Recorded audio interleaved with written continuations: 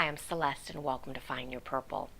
I've been asked lately what the difference is between a vegan diet and a whole plant-based food diet, which is the diet I'm trying to follow.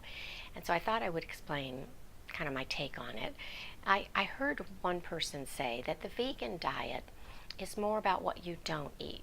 You don't eat any animal products, and that includes meats, fishes, chicken, dairy, eggs, anything, again, that comes from some type of animal or fish or chicken.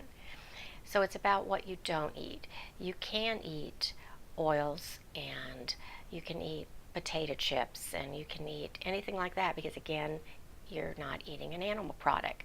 So you can be a very healthy vegan, or you can go to a lot of the processed foods and a lot of the oils and fried foods, which again are totally vegan, and be very unhealthy vegan.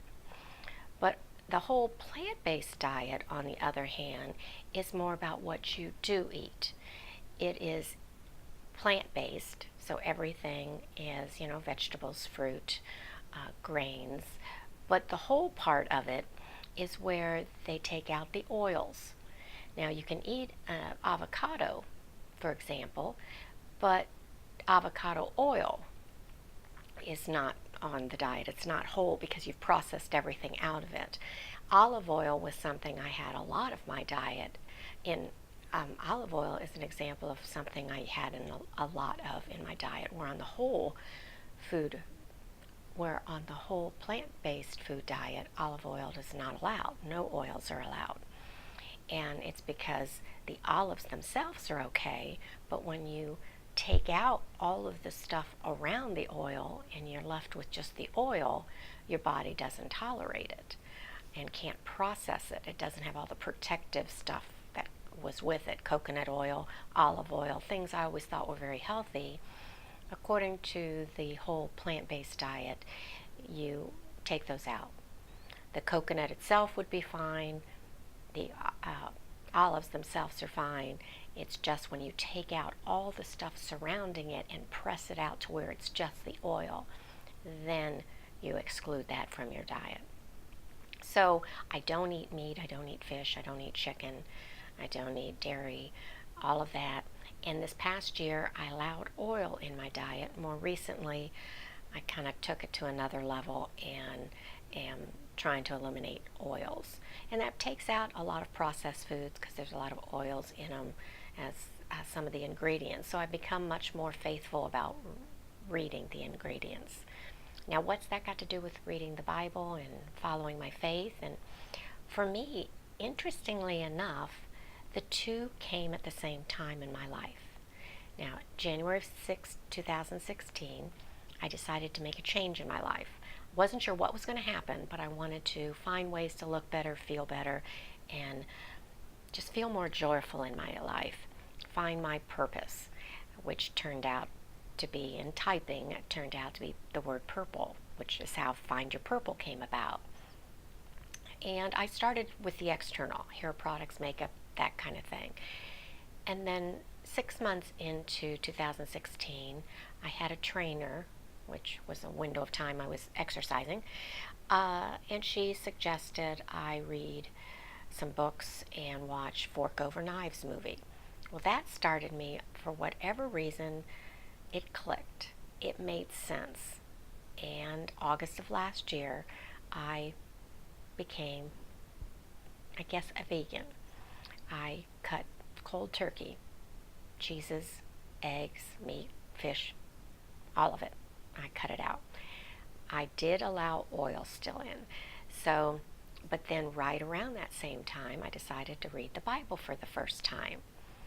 And neither of them, following those first few months, were necessarily easy because both of them involved a change in my life.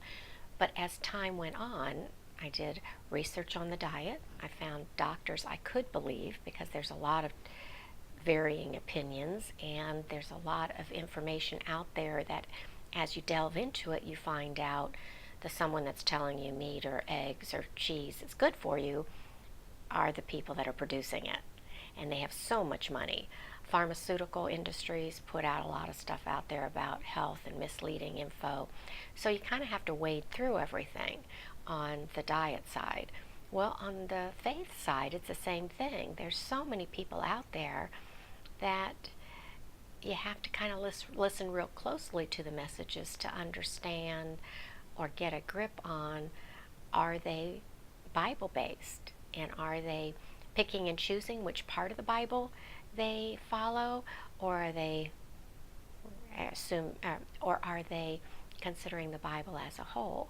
So through this last, I'd say this last 8 months, 2017, I've become much more true to both paths. I'm much more on board with the diet aspect. I've now pulled back on oils, and so I'm reading labels, and if oil's in the ingredients, then I find an alternative, which is kind of tricky sometimes, and it does involve finding brands and labels and products that don't have the oil in it. And then on the faith side, I found different pastors and ministers that I like their sermons, so I've gotten different books that I can trust. I am joining groups within our church and becoming much more active in delving into the Bible story and community relationships, that kind of thing. So I'm finding the two dovetail very closely in my life, and they're both rebuilding me from the inside out, both physically in the diet side and spiritually from the faith side.